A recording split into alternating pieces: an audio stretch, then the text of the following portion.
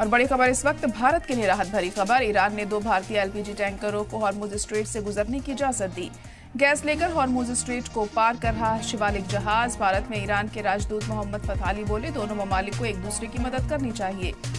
तो एलपीजी का संकट जैसे लगातार हिंदुस्तान में बढ़ रहा है, उसे देखते हुए राहत भरी खबर ये हिंदुस्तान के लिए है। भारतीय एलपीजी टैंकरों को हॉर्मुज स्ट्रेट से गुजरने की इजाजत दी गई है।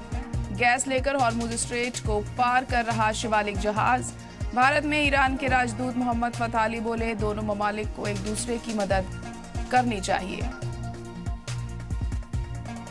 तो हिंदुस्तान में जिस तरह से एलपीजी का संकट गहरा रहा है, लोग परेशान हैं, लंबी लंबी लाइनों में लगे हुए हैं, तो उनके लिए एक बड़ी राहत भरी खबर है कि गैस लेकर हॉर्मुज स्ट्रेट से इसको रवाना किया गया है। शिवालिक जहाज रवाना हुआ है। भारत में ईरान के राजदूत मोहम्मद फताली ने कहा है कि दोनों ममालिक को एक दूसरे की मदद करनी चाहिए।